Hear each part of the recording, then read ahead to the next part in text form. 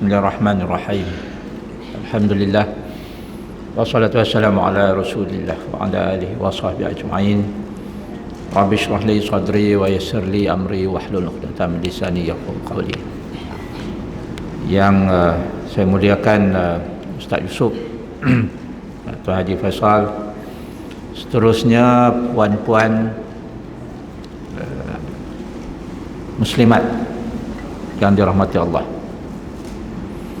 Terlebih dahulu izinkan saya untuk memanjatkan kesyukuran yang tidak terhingga kehadrat Allah Azza wa Jalla, yang kerana dengan limpah kekuatan serta inayah yang dianugerahkan Allah, maka kita dapat bersama-sama dalam multaqa pada hari ini. Sama-sama kita berdoa agar pertemuan kita dalam multaqa ini akan membuahkan manfaat pada kita bersama.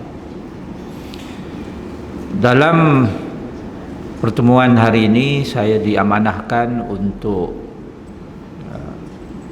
berkongsi sedikit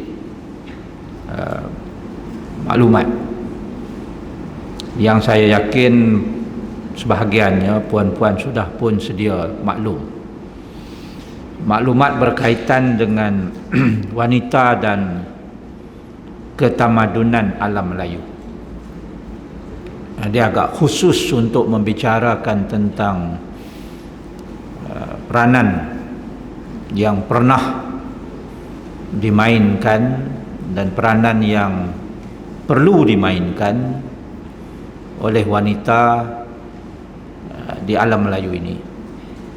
Dan nanti kita akan cuba kaitkan dengan peranan yang boleh dimainkan oleh wanita dalam negara kita yang kita cintai ini.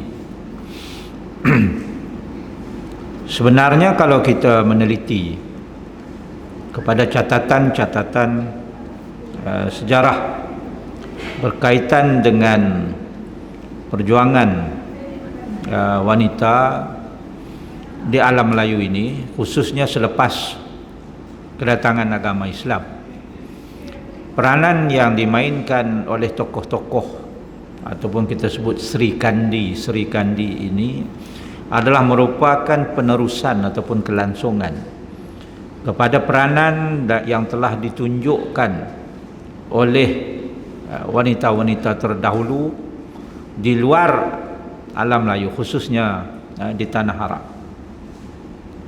Tak jauh bezanya. Umpamanya kita membaca betapa wanita di zaman Rasulullah SAW itu turut sama ke medan untuk membantu merawat pejuang-pejuang yang tercedera, mengutip anak panah, menghantar minuman, air dan sebagainya. Jadi peranan itu tidak jauh beza sebenarnya. Kerana perjuangan kita itu sama. Apa yang dibuat oleh wanita-wanita terdahulu di zaman Rasulullah, di zaman Khulafa Ar-Rasyidin, di zaman Khalifah, kemudian apabila Islam sampai di sini, maka wanita-wanita di alam Melayu ini juga memainkan peranan yang sama. Jadi dalam kesempatan pada hari ini saya ingin menyebut beberapa contoh untuk kita sama-sama ambil iktibar dan jadikan teladan. Kebanyakan daripada kita tak berapa tahu sebahagian daripada tokoh-tokoh ataupun Sri Kandi ini. Yang pertama saya nak sebut tentang, secara ringkas sahaja, tentang perjuangan Tun Fatimah, Sri Kandi Melaka. Yang ini ramai orang kita dah tahu. Walaupun kalau generasi muda sekarang ni ramailah yang tak tahu, kerana kita tak begitu mendalami sejarah, dan dalam buku sejarah pun tidak diberi penekanan sangat. Kita pernah dengar tentang Sri Kandi Tun Fatimah ini. Tun Fatimah ini adalah anak kepada Bendahara Sri Maharaja Tun Mutahir. Dan kita pun tahu bahawa Bendahara Sri Maharaja Tun Mutahir ini adalah bendahara yang dihukum bunuh oleh Sultan Mahmud, Sultan yang terakhir Melaka itu. Bila sebut Bendahara Sri Maharaja Tun Mutahir, untuk makluman para muslimat sekalian, beberapa orang bendahara Melaka itu adalah dari keturunan India Muslim yang berkahwin dengan orang Melayu. Jadi kalau bahasa kita kata mamak lah, anak mami lah. Jadi Tun Fatimah ni salah seorang anak mami, dan memang dalam sejarahnya mengatakan bahawa paras rupanya sangat jelita, sebab darah campur. Dia ditunangkan dengan Tun Ali oleh ayahanda dia lah, Bendahara Seri Maharaja Tun Matair ni. Tak lama selepas bertunang, maka diadakanlah majlis nikah dan majlis perkahwinan. Anak bendahara, kalau bendahara ni hari ni Perdana Menteri lah kan. Jadi majlis pernikahan tu tentulah majlis yang besar, maka dijemput jugalah Sultan, dan Sultan pun datang. Bila dia jemput kenuri rumah bendahara ni, Sultan pun datang. Bila dia datang saja, terpandang sahaja Sultan Mahmud akan rupa paras Tun Fatimah ni, baginda naik marah kepada bendahara. Dia kata, kenapa bendahara menyembunyikan anaknya yang jelita itu daripada Sultan? Jadi dah marah dah. Dah marah dah Sultan kepada bendahara. Habislah cerita tu, hari kenduri tu. Tetapi marah dan dendam Sultan kepada bendahara Tun Mutahhir ini bertambah-tambah lagi apabila adanya orang yang menokok nambah fitnah. Ini biasalah, fitnah ni dengan orang Melayu tidak boleh dipisahkan daripada dulu sampai sekarang. Tapi bukan orang Melayu saja. Semalam saya cerita di masjid mana lah, yang petang tu, Masjid Abdullah Fahim. Saya ceritakan betapa orang Turki pun fitnah juga, terutamanya malam tadi kot, terutamanya kepada Minar Sinan, arkitek yang membina Masjid Sulamaniyah itu. Jadi tambah lagi fitnah dengan mengatakan bahawa tuanku, bukan hanya bendahara Seri Maharaja ini menyembunyikan anaknya, malah bendahara juga sedang berkomplot untuk merampas takhta. Bertambah marahlah Sultan. Dahlah geram pasal anak bendahara yang cantik jelita tu tak dapat ke dia, kan? Nak rampas takhta pula dah, lagi bahaya bendahara ini. 1509 sampai satu rombongan Portugis daripada Goa di India. Goa masa itu sudah pun diperintah oleh Portugis. Sampai satu kapal minta izin nak berniaga di Pelabuhan Melaka. Pelabuhan Melaka masa itu sudah pun ramai dengan peniaga-peniaga seluruh dunia, sudah jadi entry port. Jadi bila nak minta izin untuk berniaga ni, dia orang terus pergi ke rumah bendahara. Dalam catatan yang saya baca, rombongan yang di bawah pimpinan Lopez de Sequeira ini masuk ke rumah bendahara dan menghadiahkan banyak benda lah yang dihadiah. Antaranya termasuklah kalung emas, labuhnya sampai ke pusat. Itu catatan yang saya baca. Kalung emas, labuhnya sampai ke pusat. Jadi puak-puak yang duk mengintip ni pi bagi tahu tuanku Sultan. Dia kata, tuanku, memang habislah tuanku kali ni. Bendahara ni makan rasuah pula dah. dan dia akan pakat nanti dengan Bengali putih. Portugis ni dia panggil Bengali putih ya. Orang Melaka dulu panggil Bengali putih. Dia pakat dengan Bengali putih, kalau dia serang tuanku habis. Agak-agak apa perasaan tuanku? Ni yang geram duk taram dalam perut ni dah lama dah. Kan? Makin hari makin banyak fitnah yang sampai. Makin geram. Akhirnya tuanku pun menitahkan supaya bendahara yang belot ini hendaklah dijatuhi hukuman bunuh. Maka dijatuhi hukuman bunuh. Dulu-dulu apabila kuasa raja itu adalah kuasa mutlak, maka perintah raja adalah perintah mutlak. Ya. Jadi dijatuhi hukuman bunuhlah, dibunuhlah bendahara Sri Maharaja Tun Mutahir, dibunuh ya. Abang kepada bendahara iaitu Sri Naradiraja dibunuh sekali pada hari itu. Anak bendahara Tun Hasan dan menantu bendahara Tun Ali, iaitu suami kepada Tun Fatimah, bunuh habis. Bayangkan. Dan dalam catatannya dikatakan maka mereka itu pun dibunuhlah dengan cara disalang. Orang dulu dia bunuh kerajaan Melaka, kerajaan Kedah dulu dia bunuh itu dengan disalang. Masuri pun disalang. Tahu tak disalang? Pernah dengar tak?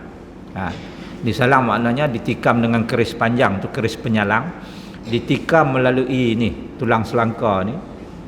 Itu cara orang dulu hukum bunuh. Pasal masa tu tidak ada hukum gantung, belum ada hukum gantung. Ditikam dengan keris tu, orang yang nak dibunuh tu melutut, kemudian algojo ni tukang bunuh ni ditikam dengan keris penyalang daripada tulang selangka ni, masuk menyerong supaya dia kena ke jantung dan memecahkan jantung. Kemudian dicabut keris itu dan diletakkan sedikit kapas di atas ni, darah keluar sikit je, tapi oleh sebab rosak organ dalaman ni maka matilah orang yang dijatuhi hukuman salang ni, bunuh dengan penyalang ni. Masuri pun macam tu juga. Ini cara orang Melayu dulu menjalankan hukum bunuh. Muka tak terjejah, badan tak rosak, darah keluar sikit saja. Itu sebab orang putih bila dia main tengok, dia heran. Dia kata, oh kamu hukum bunuh pun rupa tak terjejah. Sebab kita tak boleh bagi rosak muka, nanti nak sempurnakan mayat jadi payah. Kan? Nak mandi mayat gitu gini jadi payah. Dia kata kalau di barat tu kami pukul sampai pecah muka, tak pun tolak pergi jatuh daripada cenderam, daripada bukit, tak pun cincang tu. Jadi maknanya cara hukum bunuh kita pun jauh lebih bertamadun daripada barat. Jadi balik pada cerita Tun Fatimah tadi tu, apabila suaminya sudah dihukum bunuh, pak mentua dia sudah dihukum bunuh, pak mentua penakan dia pun dihukum bunuh, kan? Abang ipar pun dihukum bunuh, abang pun dihukum bunuh. Tentulah dia rasa marah dan kecewa. Lepas itu datang pula perutusan dari istana mengatakan bahawa tuanku Sultan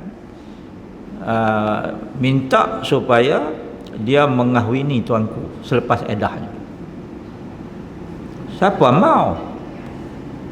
Kan? Siapa lah nak? Tentulah dia menolak. Tetapi tidak henti-henti pujukan itu.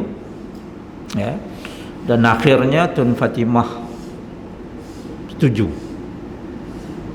Tetapi ada muslihat, iaitu puak-puak yang duk fitnah pak mentua dia tu hendaklah ditangkap dan dihukum. Jadi Sultan Mahmud ni oleh kerana nak sangat Tun Fatimah ni, dia setuju, dan akhirnya puak-puak yang kaki fitnah tu pun ditangkap.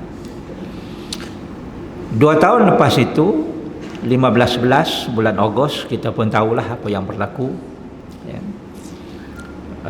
Portugis kembali menyerang Melaka di bawah pimpinan Alfonso de Albuquerque. Jadi Melaka diserang bertubi-tubi, dan kota Melaka dan pelabuhan Melaka itu pun jatuh akhirnya. Nah, dipendekkan cerita, ada orang kata kerajaan yang begitu besar, yang memerintah sebahagian Semenanjung dan juga sebahagian Sumatera, macam mana boleh jatuh dengan serangan daripada beberapa buah kapal Portugis itu? Sebenarnya ekoran daripada kejadian pembunuhan bendahara ni, sebahagian daripada orang Melaka tidak keluar berjuang, boikot, dan yang tak keluar ni adalah merupakan penyokong-penyokong kepada Seri Maharaja. Orang Melaka sebahagian tak keluar. Satu. Yang keduanya, tentera upahan, 20,000 tentera upahan yang terdiri daripada tentera upahan orang Jawa dan juga Cina berpaling tadah. Ketua orang Jawa Uti Mutiraja bagi tahu kepada orang Jawa tentera upahan ni, dia kata tak payahlah berlawan beria-ria sangat, sebab ini bukan tanah kamu. Yang pertama. Yang kedua, selepas hari ketiga, Sultan pun dah meninggalkan kota Melaka ni. Jadi kita nak perang sangat-sangat buat apa? Portugis nak masuk, biar dia masuk je lah. Jadi itulah yang menyebabkan dengan mudah kota Melaka dan pelabuhan Melaka jatuh. Bukan Melaka jatuh. Jadi ni kita nak kena perbetul. Kalau ada orang kata Melaka jatuh, Melaka tak jatuh. Yang jatuh kota dan pelabuhan sahaja. Sebab bila sebut Melaka tu, dari Bentan sampai ke sempadan Kedah tu Melaka di Semenanjung. Kemudian Siak, Indragiri, Riau, itu semuanya adalah Melaka. Jadi Melaka tak jatuh, yang jatuh hanya kota tu sahaja.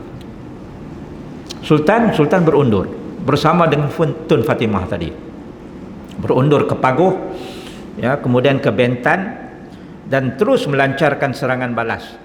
Tun Fatimah pun sekarang ini berjuang bersama Sultan, suaminya, kerana cintanya Tun Fatimah kepada tanah air.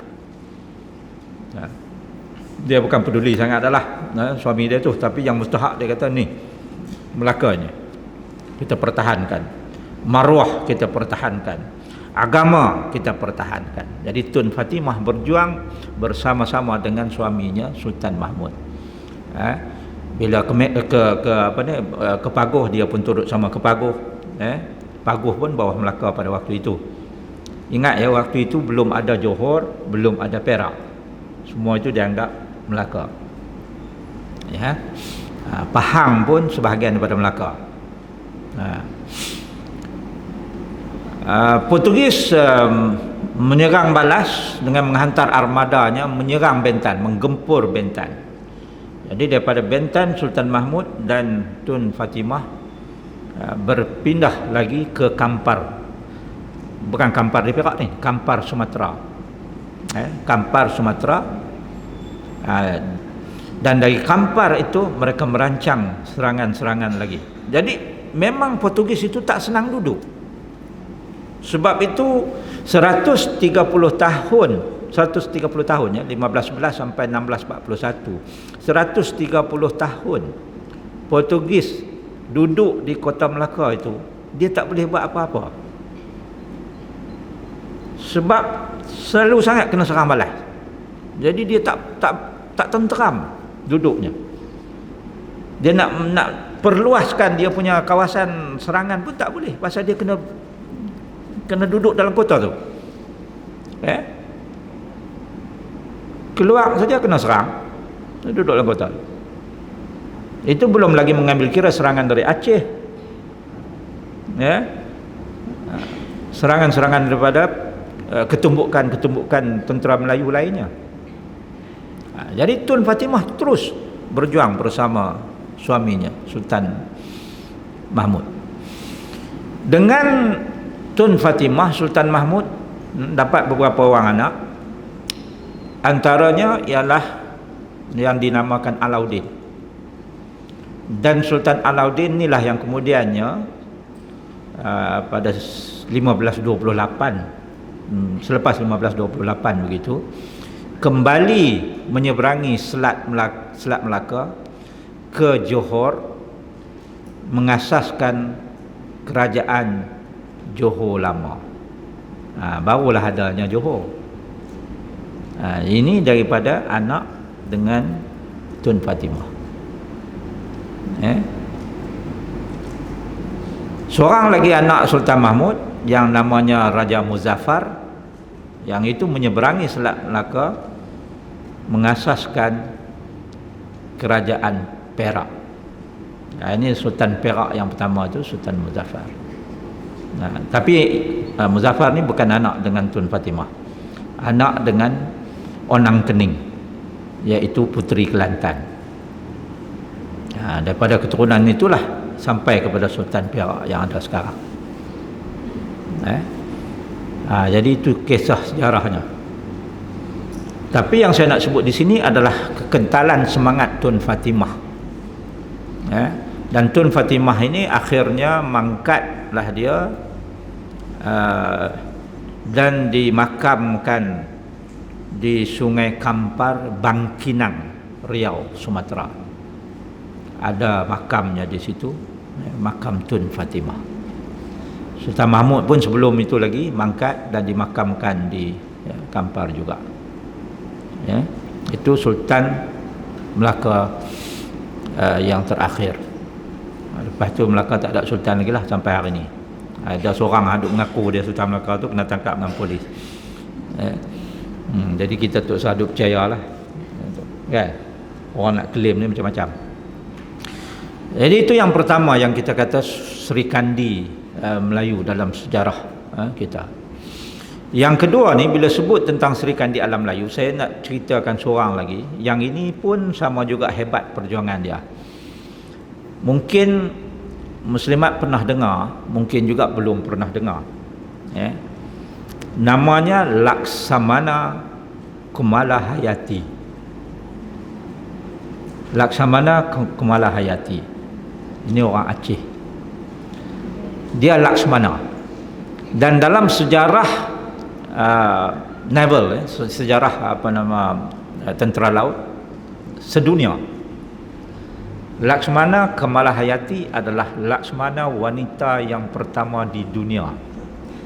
Maknanya orang barat pun belum pernah lantik Laksmana perempuan, tetapi di alam Melayu kita sudah ada Laksmana perempuan, namanya Kumalahayati. Jadi orang perempuan perlu bangga lah, sebab inilah Laksmana perempuan yang pertama dalam sejarah angkatan laut sedunia. Laksmana Kumalahayati ini, nama penuh dia Kumalahayati binti Mahmud Shah bin Muhammad Said Shah bin Sultan Salahuddin Shah bin Sultan Ali Mughayyad Shah. Jadi dia ni daripada keturunan Sultan-Sultan Aceh juga. Tok Nyang dia lah, moyang dia tu Sultan Ali Mughayyad Shah yang saya sebut tadi. Sultan Ali Mughayyad Shah ini adalah merupakan kerabat diraja Champa. Bila sebut Champa ni Melayu. Champa ni hari ini negaranya disebut Kampuchea, dalam bahasa Melayu disebut Kemboja. Orang Melayu Champa ni Melayu Kemboja. Nama pun Kemboja, nama Melayu. Kemboja kan bunga. Itu kerajaan Melayu dulu-dulu. Jadi moyang dia ni, Sultan Ali Mughayyad Shah ni adalah merupakan kerabat diraja Champa yang mengasaskan Kesultanan Aceh Darussalam pada tahun 1513. Jadi maknanya daripada Champa Kemboja tu, dia berpindah dan mengasaskan Kesultanan Aceh. Itu moyang dia. Jadi daripada keturunan itulah ya, sampai kepada Kemalahayati. Kemalahayati ini lahir pada tahun 1585. Ya. Dan kita sebut tadi nama-nama pak dia, tok wan dia, apa semua tu semuanya adalah daripada keturunan pahlawan, pendekar ya, dan juga Laksamana Aceh.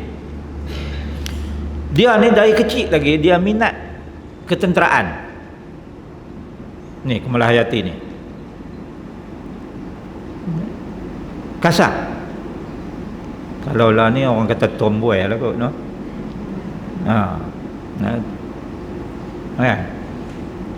Ya, dia kasar. Dia bukan jenis lembek-lembek buat cucuk apa semua ni tak. Dia jenis cita-cita dia nak pi maktab tentera. Jadi akhirnya oleh kerana minat sangat nak belajar ketenteraan, maka dihantarlah oleh bapa dia melanjutkan pelajarannya ke Ma'had Baitul Maqdis di Bandar Aceh. Bandar Aceh masa itu disebut Kota Raja. Dia masuk ke Ma'had Baitul Maqdis ni. Ma'had Baitul Maqdis ni selain daripada mengajar ilmu-ilmu agama, juga adalah tempat orang belajar ilmu ketenteraan. Jadi dia pergi belajar ilmu ketenteraan di situ. Ya. Dan tok guru yang mengajar itu adalah merupakan seorang panglima daripada Turki Osmaniyah, ya, yang bernama Pasha Hizir Reis. Jadi Turki masa itu mempunyai hubungan yang sangat baik dengan Aceh dan juga dengan Melaka. Ya, jadi dia hantar panglima dia suruh jadi tok guru di Ma'had tu, mengajar ilmu ketenteraan di samping ilmu agama lah. Ya. Jadi masa duk belajar di Ma'had tu, dia jumpa boyfriend dia lah kot, no? Ya kan? Dalam bahasa kita, anak bangsawan Melabuh. Ingat tak Melabuh? Melabuh ni merupakan titik yang paling teruk dilanda tsunami dulu. Tu Melabuh. Yang paling teruk. Hancur berkecai. Itu Melabuh lah tu. Dia dekat dengan epicenter tsunami. Boyfriend dia ni daripada Melabuh, anak bangsawan Melabuh, nama dia Tengku Mahmudin Said. Tengku Mahmudin Said Al-Latif. Yang akhirnya mereka pun berkahwin. Jadi masa study lagi kahwin lah, ya, dengan Tengku Mahmud ni.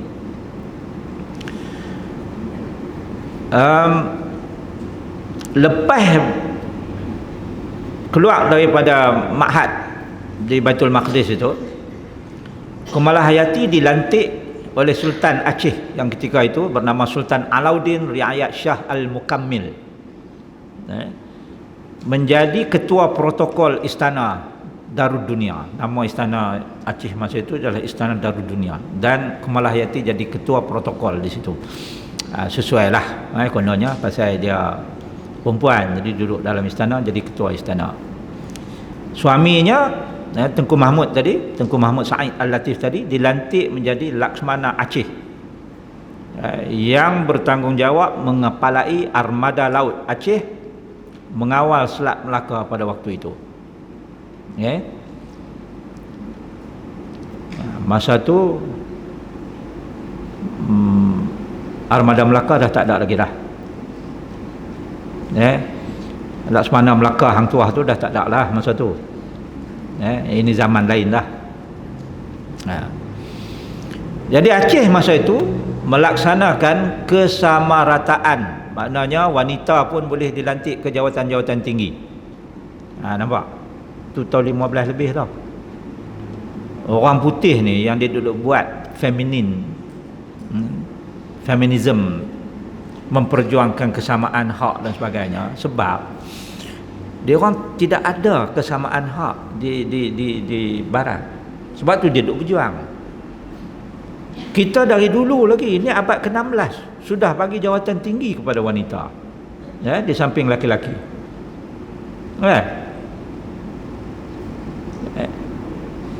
Wanita di Britain dan juga di Amerika boleh mengundi bermula pada tahun berapa? 1930-an. Selepas berapa ratus tahun mereka melaksanakan demokrasi. Mengundi pun tak boleh wanita, dianggap sebagai second class citizen.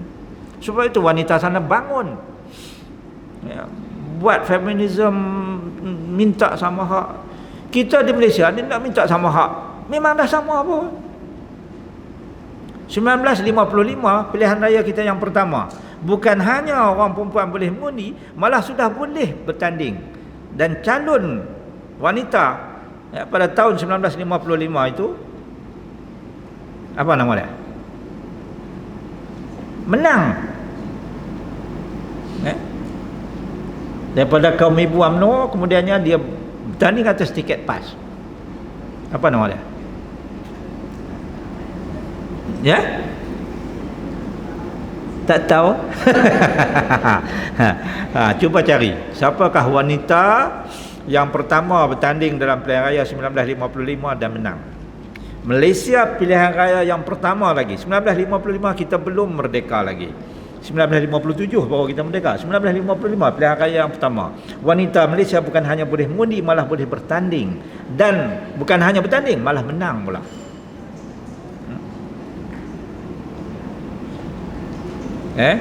Bukan Aisyah Ghani, bukan.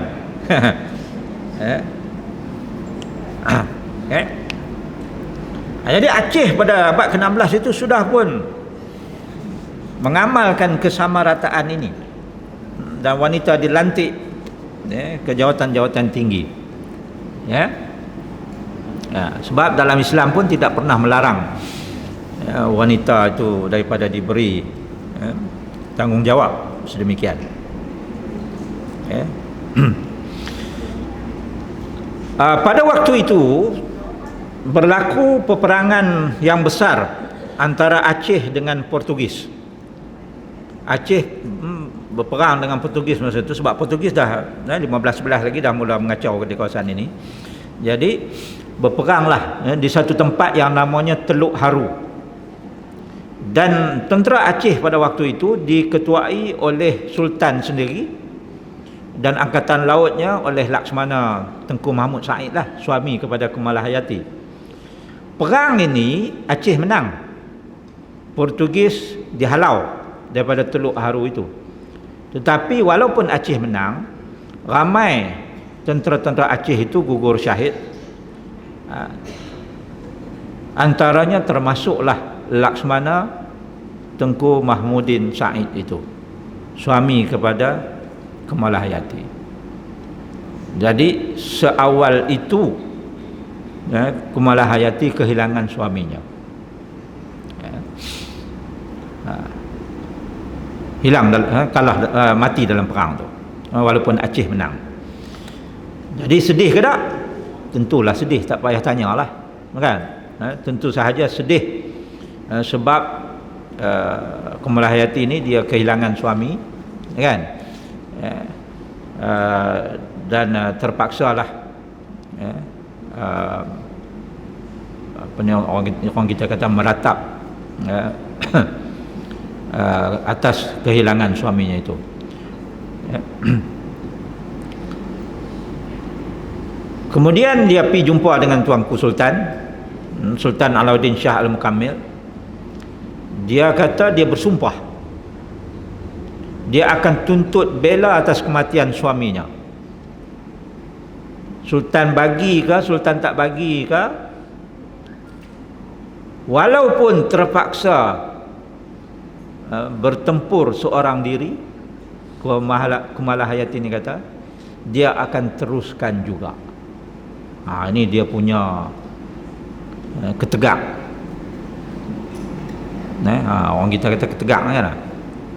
Sultan pun terkejut. Oh boy, ketegak sungguh, dia kata bagi ke tak bagi ke, dia akan teruskan walaupun seorang-seorang pun dia tak kisah.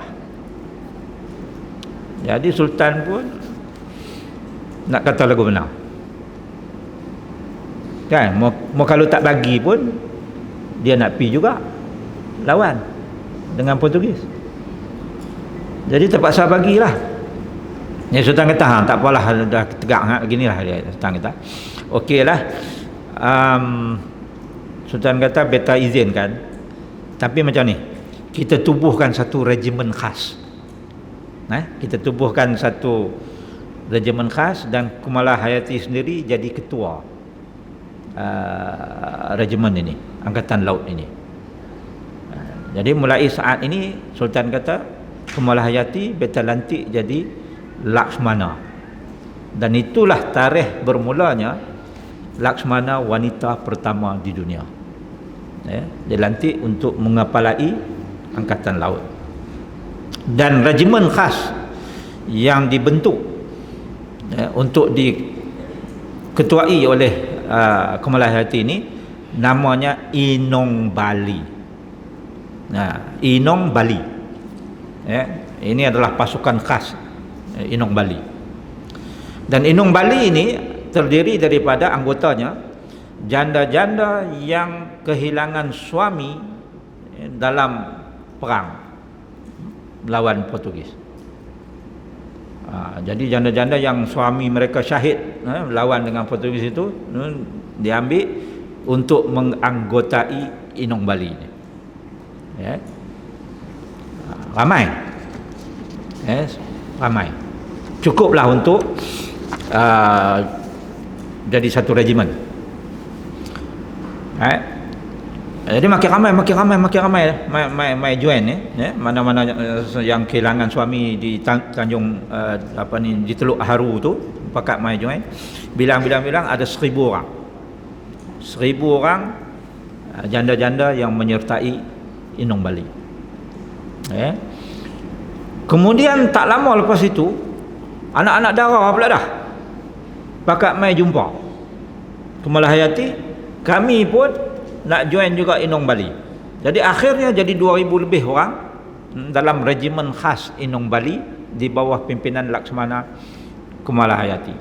Yang anak dara ni kata, walaupun kami tak ada siapa yang syahid, tak menikah lagi dan sebagainya, kami nak syahid.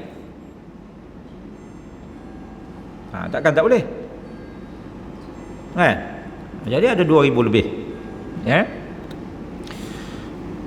Dan apabila sudah ada kekuatan begitu, maka Kumalah Hayati dengan Inong Bali dia itu membina sebuah kubu pertahanan di Teluk Keruing Raya. Teluk Keruing Raya ni adalah merupakan barisan hadapan yang selalu diserang oleh musuh lah.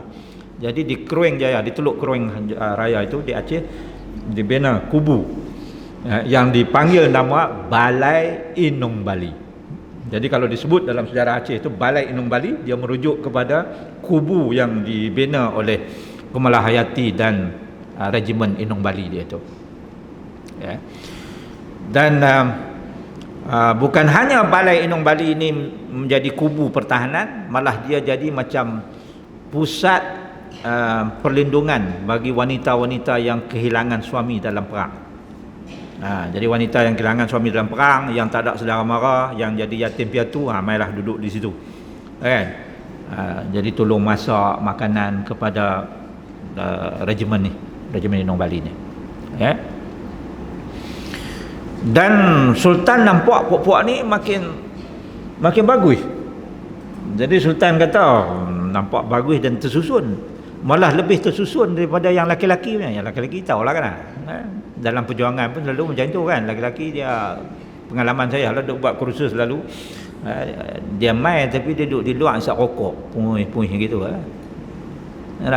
Yang duk masuk dalam dengar ceramah dan sebagainya biasanya wanita. Yang laki-laki tu tak apalah, pengorbanan dia bawa mutu, isap rokok tu pengorbanan dia lah, nak buat guna. Ini kalau puak-puak tu dengar marah. Jadi Sultan kata nampak gaya puak ni lebih tersusun, bagus nampak. Jadi Sultan bagi beberapa buah kapal. Kapal Aceh ni besar-besar yang disebut sebagai galleon. Kapal-kapal galiong besar, dan setiap kapal itu boleh muat 400 hingga 500 orang anak kapal. Dan setiap kapal itu boleh bawa 5 meriam. Ya. Jadi bayangkan Kumalahayati menjadi Laksmana, kapal-kapal dia tu, satu kapal ada 5 meriam, ya. Prajurit ada 400 ke 500 orang. Itu apa yang berjaya dicapai oleh Inung Bali pada waktu itu. Pada 21 Jun 1599 ada 2 kapal Belanda berlabuh, ya, di pelabuhan Aceh. Kapal Belanda 2 buah ni mai daripada Batam, Jawa, Pulau Jawa. Ya. Kapal ini satu nama dia Di Liu, satu lagi nama Di Liwin.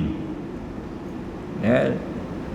Di Liu dipimpin oleh Kapten Cornelius D. Houtman. Di Liwin dipimpin oleh adik dia nama Frederick D. Houtman. Sultan pun sambut baiklah Belanda, sebab masa itu Belanda dengan Portugis ni tak belaga angin, dia bergaduh selalu. Jadi Sultan pun seronok sebab Belanda ramai, ya, sehingga Sultan setuju untuk menandatangani perjanjian antara Aceh dengan Belanda. Tapi 2 orang ni, orang Belanda, tak ada adab, biadab. Orang putih ni yang mari sini ni, yang mereka jadi masalah ni sebab mereka biadab. Orang Melayu kita pantang orang tak ada adab, ya, kan, main naik atas rumah pembesar kita tak pakai kasut, ya, bagi barang tangan kiri, huluk tangan kiri. Orang Melayu dulu-dulu, orang tua-tua dulu kan, dia tak suka macam tu, dia kata biadab ni, kurang ajar ni kan, ya. Bagi mereka itulah budaya mereka kan, ya, bercakap kita duduk dia berdiri itu biadab. Orang Melayu dulu tengok lagu tu dia tak kenal lah. Jadi Sultan pun murka. Bila Sultan murka, maka tercetuslah konflik antara Sultan dengan 2 beradik di Houtman tadi tu.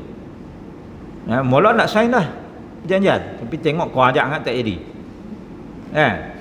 Lepas tu Sultan bisik kat Kumalahayati, dia kata hang serang kapal tu. Kumalahayati tunggu sangat-sangat lah ni, kan, berlatih lama lah, tak perang dengan siapa-siapa lagi. Ini peluang lah, tak? Sultan dah bagi green light. Dia pun menggerakkan Inung Bali dia menyerang kapal-kapal Belanda tersebut, ya. Mereka tengok perempuan, dia lagi pandang remeh. Jadi Cornelius D. Houtman ni, dia kata, alah, tak ada ke yang laki-laki, kan? Kumalahayati kata kat dia, ini belum laki-laki lagi, perempuan dulu, mari kita berlawan, nak tengok. Maka berlawanlah Kumalahayati dengan Cornelius D. Houtman di atas geladak kapal, di atas dek kapal itu. Akhirnya dengan rencong tu, rencong tu tak rencong. Orang Aceh ni dia ada rencong selalu selit dekat pinggang dia tu. Rencong tu kalau kita tengok rencong tu, dia macam kalau kita ni, dia macam tulisan bismillah. Itu dia cabut tu, dia tikam, terburai perut Cornelius D. Houtman. Laksmana wanita yang pertama menewaskan kapten Belanda di atas kapal 1 lawan 1. Nampak?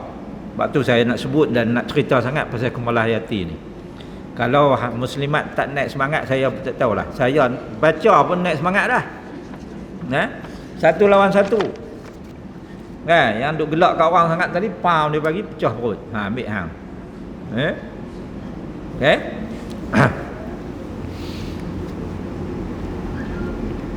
Jadi habis cakap tu, puak Belanda lain tu lari cempera balik pergi ke Jawa lah, kan, sebab dia punya kapten dah kena bunuh dengan Laksamana Kumalahayati tadi.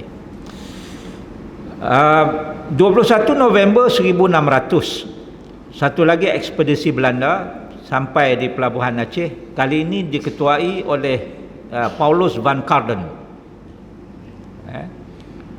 Dan ada berlaku sedikit perselisihan dengan orang Aceh, maka mereka menenggelamkan kapal dagang Aceh. Ya, ditenggelamkan kapal dagang Aceh. Belanda ni kan memang lanun. Ya. Kemudian dia curi muatan sebelum kapal itu tenggelam, dia curi muatan lada hitam, dia punggah masuk dalam kapal dia. Setahun lepas itu, 1601, satu lagi ekspedisi dagangan tiba di pelabuhan Aceh. Kali ini diketuai oleh Laksmana Jacob van Nack. Ya, dan dia pamai itu dia kata sebab nak beli lada hitam. Laksmana Kumalahayati dengan puak-puak Inong Bali dia serbu kapal itu dan tangkap puak-puak ni. Ya. Sebab tahun lepas mereka dah tenggelamkan kita punya kapal dagang, bukan kapal perang pun, kapal dagang, dan curi lada hitam. Tahun ni kononnya nak mai beli lada hitam, kita tak setuju, kita tangkap. Dia bawa pergi jumpa Sultan. Sultan pun kata bagus. Jadi Kumalahayati kata, tuanku jangan serah balik puak-puak ni mudah-mudah, kita minta ganti rugi kepada kapal kita yang mereka tenggelamkan tahun 1600 tu, dan segala masalah yang mereka timbulkan kita minta dibayar ganti rugi. Jadi Belanda ni dia malu, maka dia hantar dia punya anak raja, nama dia Putra Maurice, Prince of Orange. Dia hantar 4 kapal di bawah Laksmana Lawrence Baker dan Komisioner Gerard de Roy untuk bagi hadiah dan juga surat permohonan maaf kepada Sultan Aceh. Jadi dia bincang, maka Kumalahayati turut sama dalam perbincangan itu. Akhirnya Aceh dan Belanda setuju sign persetujuan aman. Jadi kita tak usah perang dah lah. Kami pun setuju, Belanda setuju untuk bayar ganti rugi. Yang apa ni, kapal-kapal Belanda buat kacau dulu. Aceh pun kata okey, bagus. Jadi kami bagi baliklah Frederick Houtman yang ditangkap dan dipenjarakan sebelumnya. Ingat tak Frederick Houtman ni? Abang dia dah mati kena tikam atas kapal tu, dia kena tangkap. Jadi Aceh pun kata ambil baliklah ni, kami pun tak larat nak pergi makan dah, terdarah kuat.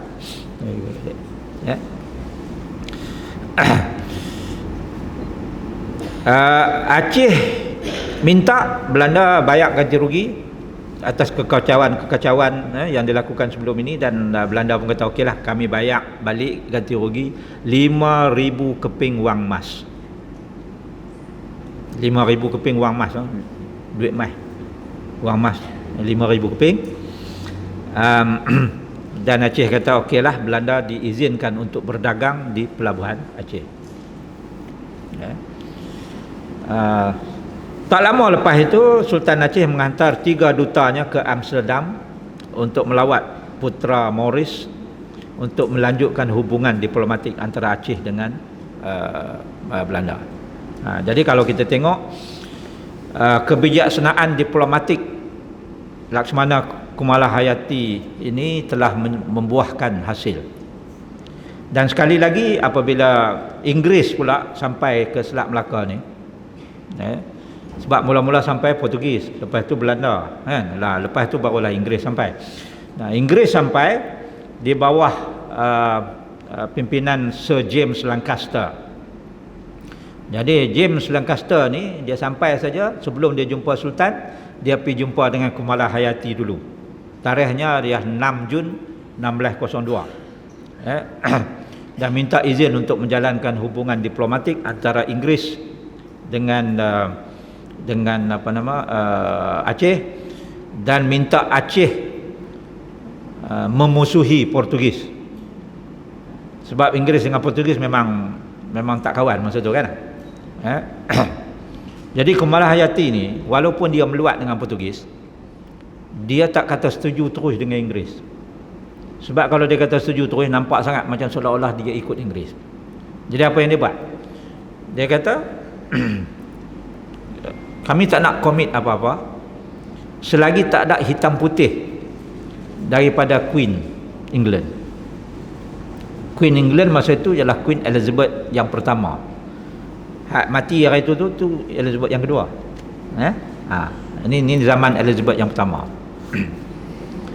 Jadi oleh sebab dia minta hitam putih dulu, maka James Lancaster ni bagi tahu lah kot kepada Queen dia, dan akhirnya Queen menandatangani satu surat persetujuan untuk memohon kerjasama Aceh untuk bantu Inggeris, termasuklah kalau perlu untuk menentang Portugis di kawasan Selat Melaka. Jadi James Lancaster sendiri bawa surat tu dan diperserahkan kepada Sultan Aceh, dan perjanjian ini membuka laluan kepada perdagangan Inggeris dengan Aceh.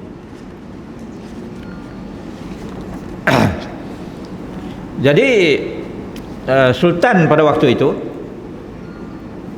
dah tua dah. Sultan Alauddin Riayat Shah Al-Mukammil ni dah tua. Bila dia dah tua, dia pun lantiklah anak sulung dia jadi raja muda. Anak sulung dia lantik, dia tabai jadi raja muda. Naik jadi raja muda je. Ni orang muda ni kan, perangai dia tak sabar. Dia khianat ke ayahanda dia.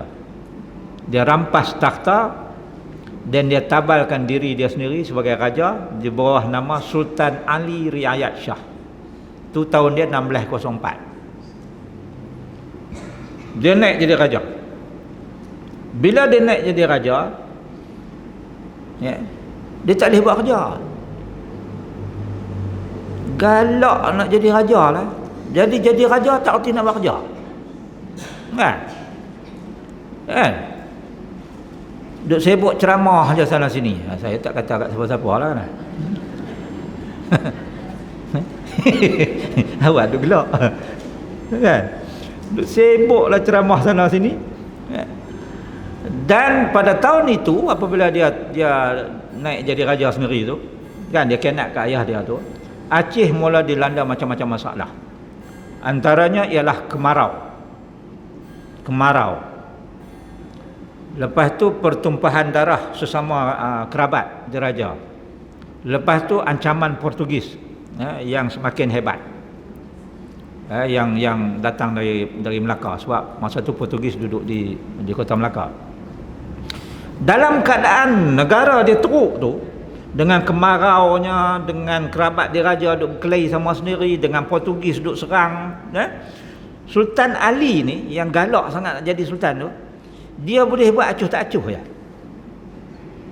Dia boleh buat acuh tak acuh ya. Galak nak jadi raja tapi tak boleh nak buat apa-apa. Negara dah makin teruk. Jadi bila keadaan jadi makin tak ketahuan gini, ada seorang kerabat Aceh jugalah, nama dia Darmawangsa Tun Pangkat. Nama orang Aceh ni pelik-pelik sikit kan. Darmawangsa Tun Pangkat. Darmawangsa Tun Pangkat ni dia tegurlah raja. Dia kata, awak yang raja tu buat tak tahu saja ni, rakyat mati banyak, kebulok pokok-pokok tanaman mati banyak, sayur tak menjadi kan, kemarau punya pasal. Lepas tu Portugis pula duk kacau di laut kan, nelayan tak berani nak keluar, takat ikan pun tak boleh. Dah lah sayur tak jadi, ikan pun payah, habis nak makan apa? Harga telur makin mahal. Ya tak? Ini Sultan buatlah sesuatu, dia tegur. Bila dia tegur, Sultan marah, tangkap dia buh penjara. Cakap banyak sangat, tangkap buh dalam penjara. Habis cerita. Bulan Jun 1606, Portugis daripada Melaka yang dipimpin oleh Laksamana Alfonso de Castro menyerang Aceh. Aceh dalam keadaan susah tu masa tu, dengan kemarau dan sebagainya kan. Portugis datang serang. Bila Portugis datang serang, Sultan baru panik. Dharma Wangsa tadi tu yang duduk dalam penjara tu, dia bagi tahu guard penjara tu, pi bagi tahu Sultan, minta bebaskan aku ni sebab aku nak pi lawan dengan Portugis. Dia tak boleh duduk diam dalam penjara tu.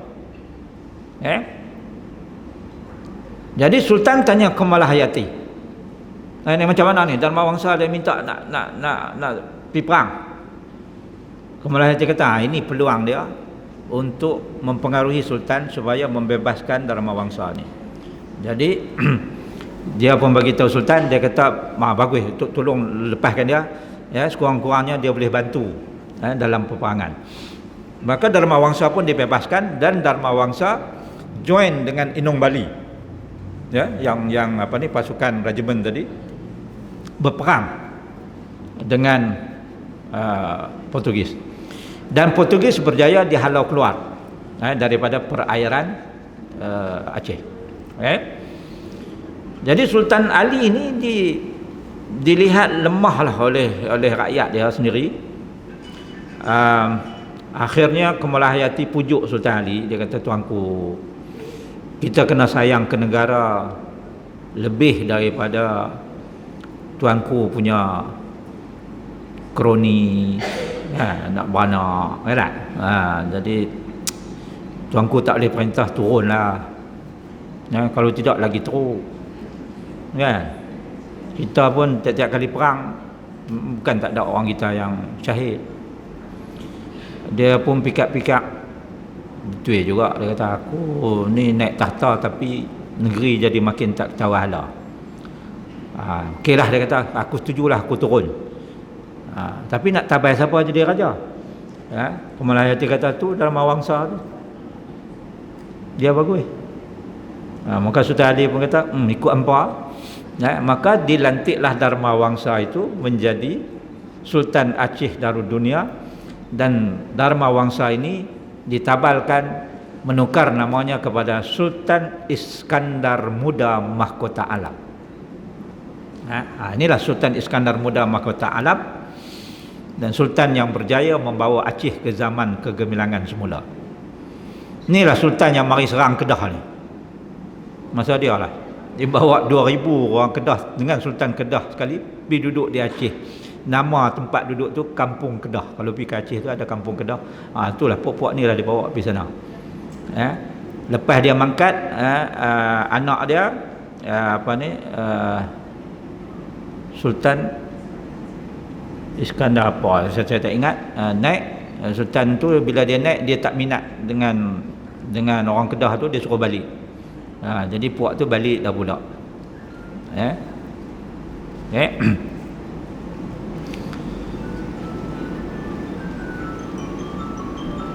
Jadi masa tu